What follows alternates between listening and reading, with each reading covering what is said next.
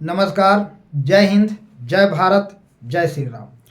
मैं वीरेंद्र कुमार अधिवक्ता और आप देख रहे हैं यूट्यूब के चैनल रियल नॉलेज। तो आप तमाम दर्शकों को यूट्यूब के इस चैनल रियल नॉलेज पर स्वागत है। और आज मैं पुनः पूर्व की भांति इस चैनल पर एक इन्फॉर्मेटिव वीडियो लेकर प्रस्तुत हूँ। तो आज मैं बात करूँगा पुनः कानून पर ही।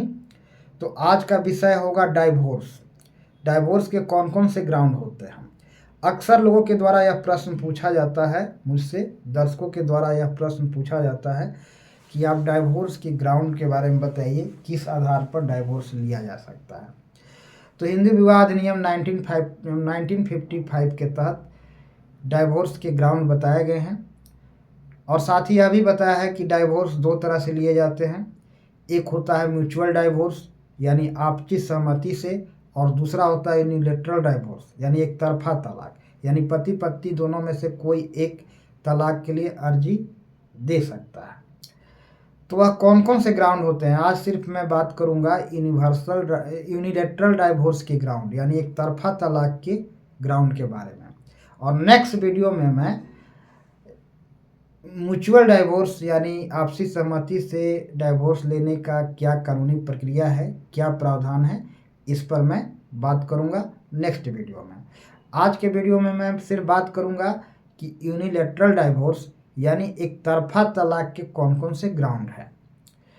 तो ध्यान से वीडियो को सुनिएगा और बात समझ में यदि नहीं आता हो, अगर नहीं आए तो डाउट अगर कोई हो तो कमेंट बॉक्स में अपना डाउट को अभिव्यक्त कीजिएगा, लिखिएगा। मैं ज़रूर उस पर पुनः आपका डाउट क्लियर करने का प्रयास करूँगा। तो चलिए मैं बातों की शुरुआत करता हूँ।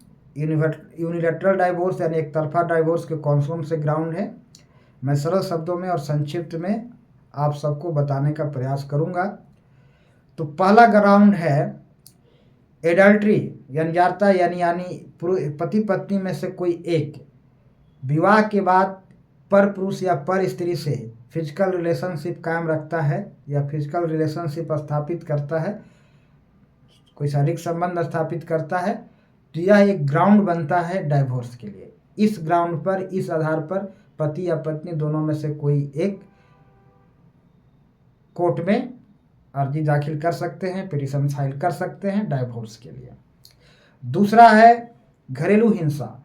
यदि पति या पत्नी दोनों में से कोई एक यदि दूसरे को मारपीट कर रहा है, टॉर्चर कर रहा है, सता रहा है, तंग कर रहा है, परेशान कर रहा है, खाना नहीं दे रहा है, गाली गलौज कर रहा है, मारपीट करता है, तो यह भी एक घरेलू हिंसा के श्रेणी में आता है, दायरे में आता है। और इसके आधार पर भी डाइवोर्स के लिए पिटीशन फाइल किया जा सकता है। उसके बाद आता है मेंटल डिसऑर्डर। यदि पति पत्नी में से कोई एक पागल हो गया, मानसिक संतुलन खो दिया है, कोई मानसिक रोग का ग्रसित हो गया है, तो यह भी एक डाइवोर्स के ग्राउंड बनते हैं। इस आधार पर भी डाइवोर्स लिया जा सकता है, इस आधार पर भी डाइवोर्स के लिए पिटीशन फाइल किया जा सकता है। उसके बाद आता है धर्म परिवर्तन। अगर शादी के बाद पति या पत्नी दोनों में से किसी ने बिना पति के सहमति के या पत्नी के सहमति के, दोनों में से किसी एक के सहमति लिए बिना यदि धर्म परिवर्तन कर लेता है, तो यह भी एक ग्राउंड बनता है डाइवोर्स का। और इसके आधार पर भी कोर्ट में डाइवोर्स के लिए पिटीशन फाइल किया जा सकता है। उसके बाद आता है कुष्ठ रोग। कोई शारीरिक कुष्ठ रोग हो गया हो, इसके आधार पर भी डाइवोर्स का यह भी एक ग्राउंड है।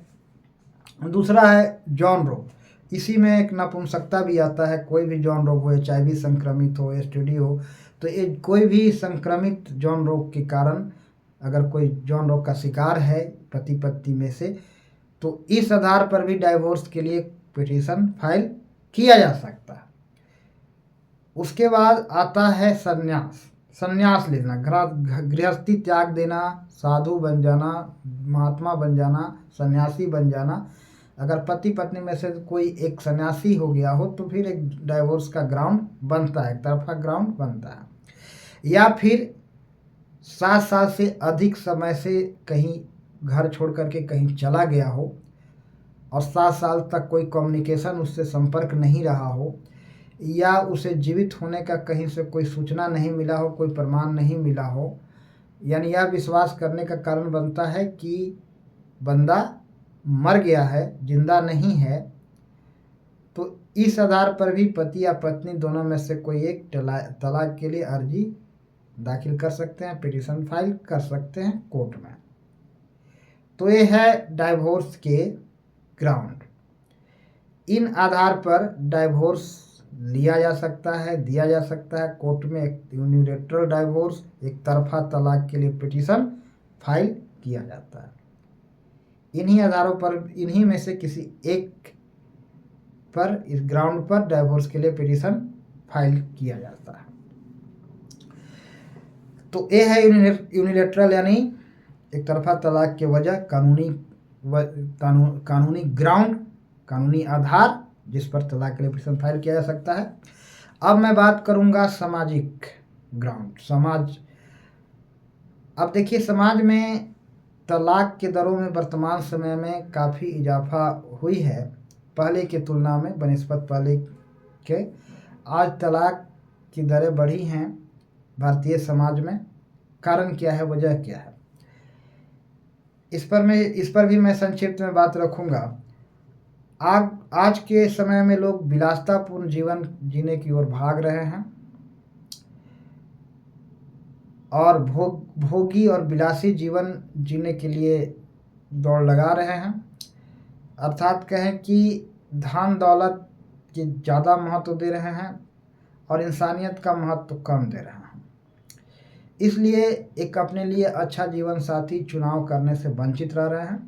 परिणाम स्वरूप बाद में तलाक की स्थिति उत्पन्न हो रही है, डाइवोर्स की स्थिति उत्पन्न हो रहा है, क्योंकि लोग आज इंसानियत को महत्व कम दे रहे हैं, केवल पैसे के पीछे भाग रहे हैं। लड़का कितना कमाता है, लड़की कितनी कमाता है, पैतृक संपत्ति कितने हैं, इन चीज़ों को ही विशेष ध्यान दिया जा रहा है।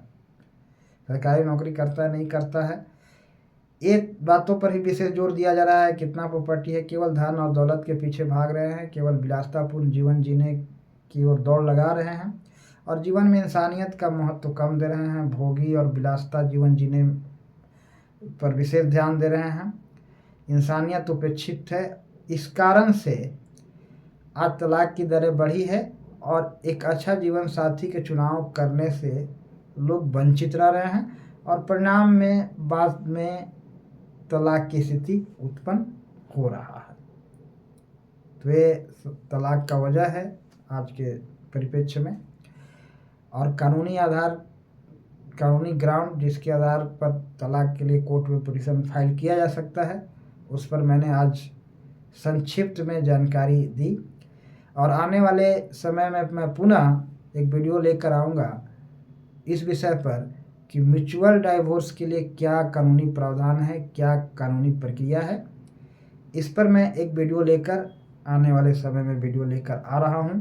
तो दर्शकों से गुजारिश है कि आने वाले वीडियो को इंतज़ार कीजिए। और भी कोई अगर बात हो तो आप कमेंट बॉक्स में लिखिए, उस पर मैं वीडियो बना करके आप लोगों के समक्ष प्रस्तुत करूँगा। तो आज के लिए बस इतना ही। मैं अपनी वाणी को अब विराम देना चाहूँगा और अंत में तमाम दर्शकों को पुनः एक बार प्यार भरा नमस्कार बोलना चाहूँगा। सभी को प्यार भरा नमस्कार। जय हिंद, जय भारत, जय श्री राम।